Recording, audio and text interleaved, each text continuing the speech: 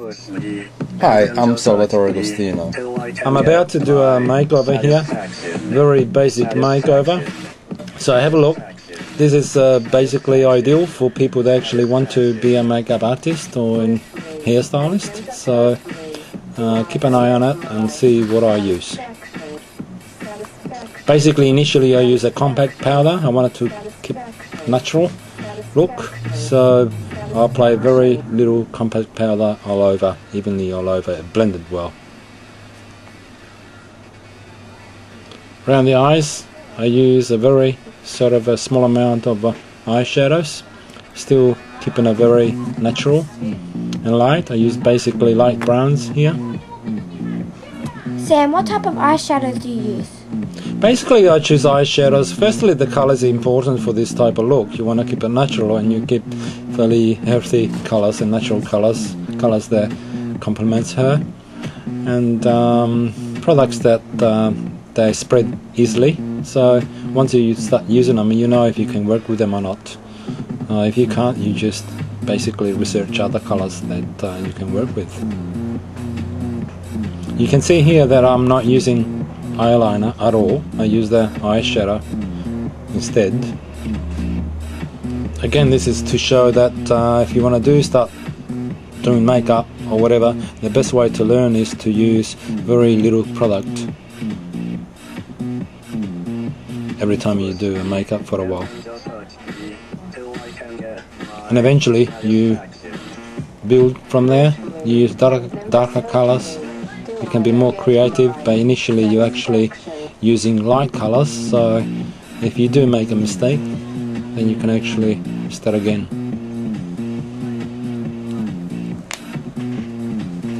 How do you best apply the mascara?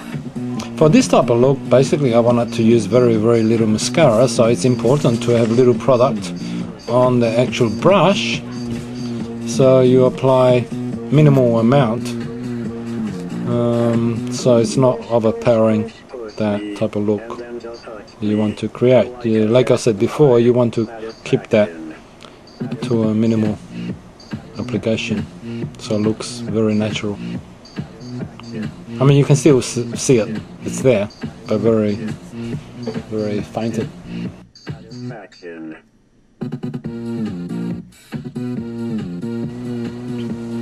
And again, when it comes to the lipstick, basically choose a color that complements the type of look that you want to do.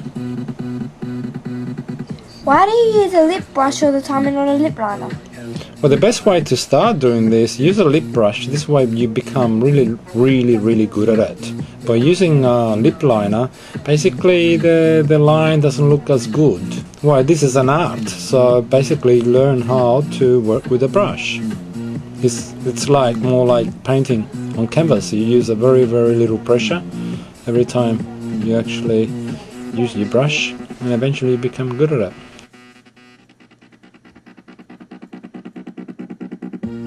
When it comes to blush, again, use blush very lightly. Basically you want to have a typical natural look, so there's nothing worse than a heavy blush on a person. Now the hair, what I'm doing here, basically I'm trying to wet the hair thoroughly, including the roots of the hair, and then start to dry the hair properly, starting from the roots, which is very important to actually prepare your hair that you're going to style well. So watch the way I blow dry the hair, and you might realize, wow, this is important. What type of products do you recommend? Well, for styling I use the lightest products possible. I use them as I style. Don't let the product to actually stop me from styling. So I work the hair more with my brush and the hair dryer, and let the product to actually enhance the hairstyle that I'm trying to create. Do you always dry hair using a vent brush? Always. The vent brush is ideal to actually dry the hair from the roots. It's important for the roots to be dried first before anything else. If it need to be, I'll still use a round brush for the ends of the hair, but initially I use the bent brush always. Which, as you can see, the hair is actually looks fuller, purely because I use the bent brush.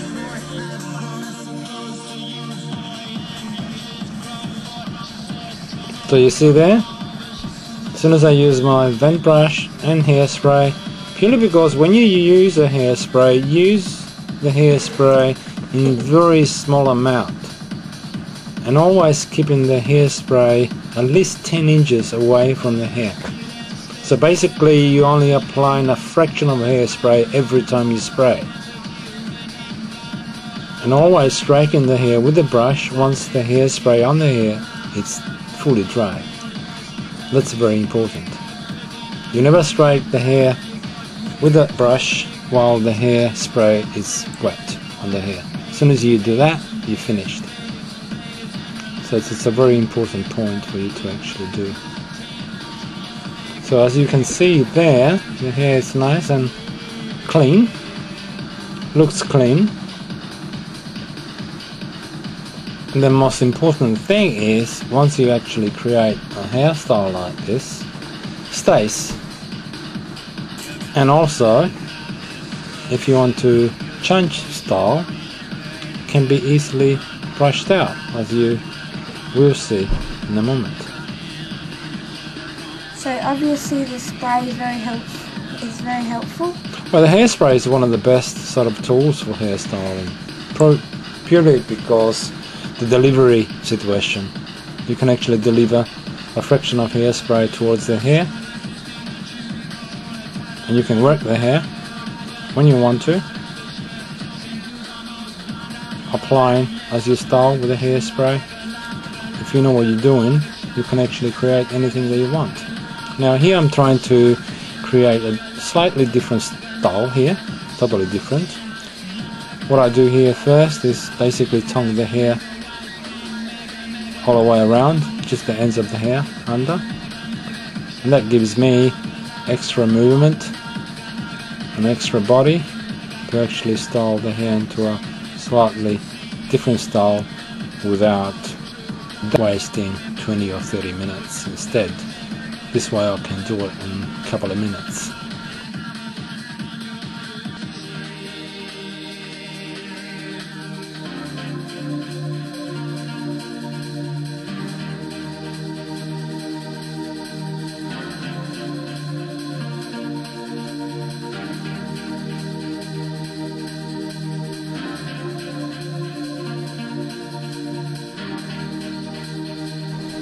So once I've done that, basically I use the hairspray again, holding the hairspray slightly far away, 10 inches far away,